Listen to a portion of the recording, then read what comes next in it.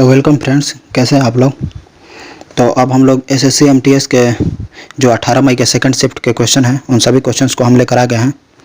तो चलिए धड़ल्ले से उन सभी क्वेश्चंस को हम लोग कर लेते हैं। अगर आप लोग का आगे एग्ज़ाम है तो इन सारे क्वेश्चंस को ज़रूर लगा कर जाइएगा। बहुत ज़्यादा बेनिफिट हो रहा है जो लोग एग्ज़ाम में पिछले क्वेश्चंस को लगा कर जा रहे हैं, क्योंकि बहुत सारे क्वेश्चंस रिपीट किए जा रहे हैं और कुछ कुछ क्वेश्चंस उन्हीं के आसपास के क्वेश्चंस पूछे जा रहे हैं। तो अगर आप लोग लगाते हैं तो आप लोग को कम से कम 60% तक ज़रूर फ़ायदा होगा। तो चलिए चलते हैं हम लोग अपने क्वेश्चंस की तरफ। तो आज फटाफट से अपना लाइक का बटन दबाकर हाजिरी लगा दीजिए। तो चलते हैं हम लोग अपने पहले क्वेश्चंस की तरफ। आज का पहला क्वेश्चन पूछा गया है कि शरीर की सबसे छोटी इकाई जिससे पूरा शरीर बनता है। तो ये बायोलॉजी के क्वेश्चन है। शरीर की सबसे छोटी इकाई जिससे पूरा शरीर बनता है, तो वो शरीर की सबसे छोटी इकाई कौन सी होती है? कोशिका होती है। ऑप्शन नंबर बी सही है। अगले क्वेश्चन की तरफ चलते हैं।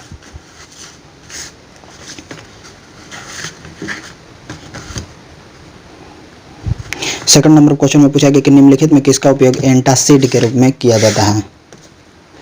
निम्नलिखित में किसका प्रयोग एंटासिड के रूप में किया जाता है? तो एंटासिड के रूप में मिल्क ऑफ मैग्नीशिया का प्रयोग किया जाता है। ऑप्शन नंबर ए सही है। यह रसायन शास्त्र का क्वेश्चन था। अगले क्वेश्चन की तरफ चलते हैं। पूछा गया निम्नलिखित में कौन समस्थानिक की सही परिभाषा है। तो समस्थानिक के बारे में आप लोग जानते होंगे कि परमाणु क्रमांक समान और परमाणु भार भिन्न, वह समस्थानिक कहलाता है। ऑप्शन नंबर डी सही है। समभारी का भी परिभाषा याद कर लीजिएगा कि परमाणु क्रमांक भिन्न, भार समान, समभारिक भार समान, और एक होता है समन्यूट्रॉनिक जिसमें न्यूट्रॉन की संख्या बराबर हो। तो ये हो गया। अगले क्वेश्चन की तरफ चलते हैं। पूछा गया बस्तर दशहरा पर्व किस राज्य में मनाया जाता है। बस्तर दशहरा पर्व किस राज्य में मनाया जाता है? तो बस्तर दशहरा पर्व छत्तीसगढ़ में मनाया जाता है। हमारा ऑप्शन नंबर डी सही है। अगले क्वेश्चन की तरफ चलते हैं। पूछा गया था धंगार डांस किस राज्य से संबंधित है। धंगार डांस गोवा से संबंधित है। तो देख रहे हैं आप लोग, कला और संस्कृति से ज़्यादातर क्वेश्चन पूछे जा रहे हैं। किसी भी कंपटीशन में कला और संस्कृति से ज़्यादातर क्वेश्चन आ रहे हैं आजकल। 6 नंबर क्वेश्चन की तरफ चलता है। तो 6 नंबर क्वेश्चन में पूछा गया है निम्नलिखित में कौन प्रसिद्ध संतूर वादक हैं। प्रसिद्ध संतूर वादक हैं Shiv Kumar Sharma. Option number A सही है। आप लोग इतिहास और भूगोल से ज़्यादा कला और संस्कृति के ही चैप्टर से क्वेश्चन पूछे जा रहे हैं, तो कला और संस्कृति के चैप्टर को ही अच्छी तरह से पढ़ लीजिएगा। क्वेश्चन नंबर 7 की तरफ चलते हैं। पूछा गया मणिपुर महाराज द्वारा नृत्याचार्य की प्रतिष्ठित उपाधि किसे दी गई थी। मणिपुर महाराज द्वारा नृत्याचार्य की प्रतिष्ठित उपाधि किसे दी गई थी? तो यह उपाधि गुरु विपिन सिंह को दी गई थी। ऑप्शन नंबर ए सही है। अगले क्वेश्चन की तरफ चलते हैं। पूछा गया हुज ई शमसी किसने बनवाया था। हुज ई शमसी किसने बनवाया था? तो देखिए शमसी नाम लास्ट में आ रहा है, तो शमसी इल्तुतमिश से संबंधित है। शमसी वंश को प्रारंभ करने वाला इल्तुतमिश ही था। तो हुज ई शमसी इल्तुतमिश ने ही बनवाया था। ऑप्शन नंबर सी सही है। तो दिल्ली सल्तनत के जितने भी राजा हैं उनके बारे में थोड़ा बहुत पढ़ लीजिएगा, उनसे क्वेश्चन हर एग्जाम में रिपीट किए जा रहे हैं। तो चलते हैं अगले क्वेश्चन की तरफ। देखिए आगे क्या पूछा गया था। पूछा गया था दिल्ली का लाल किला किसने बनवाया था। तो दिल्ली का लाल किला शाहजहां ने बनवाया था। आसान क्वेश्चन था। अगले क्वेश्चन की तरफ चलते हैं। देखिए क्या पूछा गया था धनानंद की हत्या किसने की थी। तो धनानंद की हत्या चंद्रगुप्त मौर्य ने की थी। किसके सहयोग से? तो चाणक्य के सहयोग से। ऑप्शन नंबर सी सही है। अगले क्वेश्चन की तरफ चलते हैं। पूछा गया पानीपत का तीसरा युद्ध किसके मध्य हुआ था। तो देखिए जितने भी मध्यकाल में युद्ध हुए हैं उन सभी युद्ध को आप लोग जरूर देख लीजिएगा एक बार, क्योंकि मध्यकालीन युद्ध हर शिफ्ट में एक ना एक क्वेश्चन पूछा जा रहा है। तो पानीपत का तीसरा युद्ध मराठा और अफगान सरदार अहमद शाह अब्दाली के बीच हुआ था। ऑप्शन नंबर ए सही है। अगले क्वेश्चन की तरफ चलते हैं। पूछा गया सूर्य सितंबर और अक्टूबर के महीने में किस रेखा पर आ जाता है। तो देखिए सूर्य सितंबर और अक्टूबर के महीने में विषुवत रेखा पर आ जाता है। ऑप्शन नंबर सी सही है। अगले क्वेश्चन की तरफ चलते हैं। पूछा गया सबसे छोटा महासागर कौन सा है। तो सबसे छोटा महासागर आर्कटिक महासागर है। भूगोल का क्वेश्चन था, आसान क्वेश्चन था। ऑप्शन नंबर सी सही है। अगले क्वेश्चन की तरफ चलते हैं।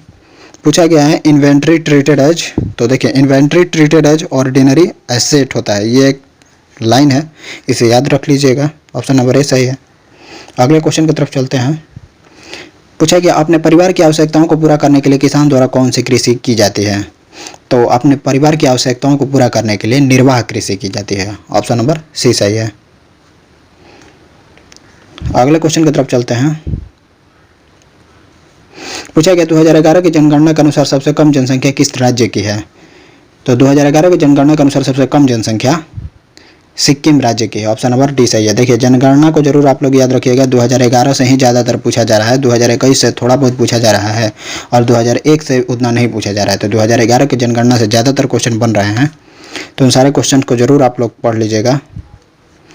हर शिफ्ट में एक एक क्वेश्चन बन रहे हैं।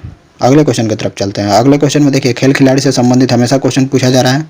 पूछा गया है कि वॉलीबॉल में एक टीम में कितने खिलाड़ी खेलते हैं? तो आसान क्वेश्चन है, वॉलीबॉल में 6 खिलाड़ी खेलते हैं। ऑप्शन नंबर डी सही है। पिछले शिफ्ट में पूछा गया था कि बास्केटबॉल में कितने खिलाड़ी होते हैं? तो बास्केटबॉल में 5 खिलाड़ी होते हैं। आगे देखिएगा कबड्डी, फुटबॉल, क्रिकेट इन सब से पूछा जाएगा, तो इन सबको जरूर आप लोग याद रखिएगा। अगले क्वेश्चन की तरफ चलते हैं। पूछा गया है जवाला गुट्टा किस खेल से संबंधित है? तो जवाला गुट्टा एक खिलाड़ी का नाम है जो कि इंडियन बैडमिंटन से संबंधित है। ऑप्शन नंबर सी सही है।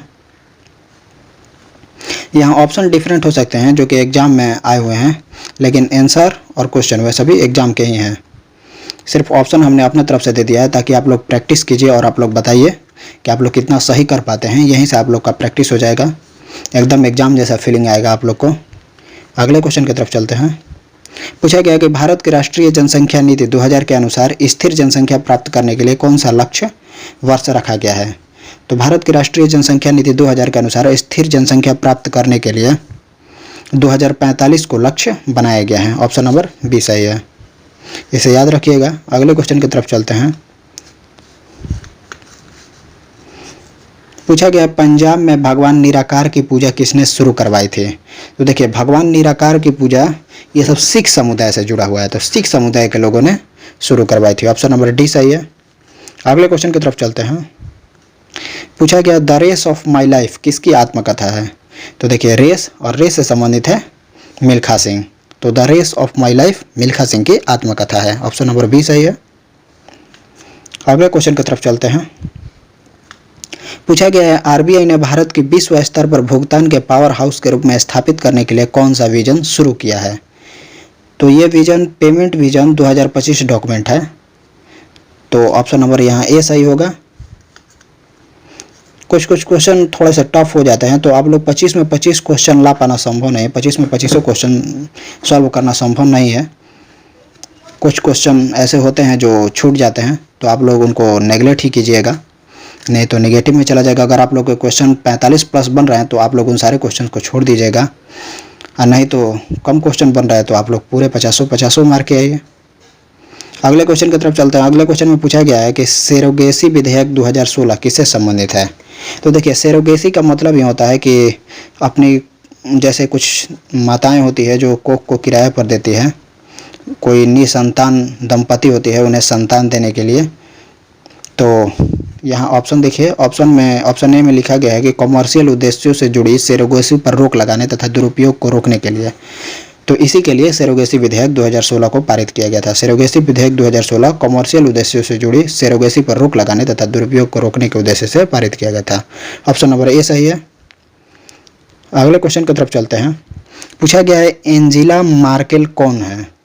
तो देखिए एंजेला मार्केल का नाम आता है, ये जर्मनी के चांसलर है। ऑप्शन नंबर बी सही है। अगले और अंतिम क्वेश्चन है, जो कि अंतिम क्वेश्चन पूछा गया था कौन सा अनुच्छेद ग्राम पंचायत के संगठन से संबंधित है? तो ग्राम पंचायत से संगठन के संबंधित अनुच्छेद 40 है। ऑप्शन नंबर ए सही है। ये पॉलिटिक का क्वेश्चन था। पॉलिटिक के सारे क्वेश्चंस धीरे धीरे हमारे चैनल पर अपलोड हो जाएंगे और उससे क्वेश्चंस एक भी बाहर नहीं जाएंगे। तो ये थे 25 क्वेश्चन जो कि हो चुके हैं। ये एसएससी एमटीएस के 18 मई का सेकंड शिफ्ट के क्वेश्चंस थे। तो इन सारे क्वेश्चंस को आप लोग लगा लिए होंगे। तो जितना आप लोग का स्कोर बना आप लोग ज़रूर कमेंट में कीजिएगा। तो मिलते हैं किसी नए वीडियो में। तो आज के लिए बस इतना ही। जय हिंद, जय भारत। वीडियो को ज़रूर लाइक कीजिए, चैनल को सब्सक्राइब कीजिए।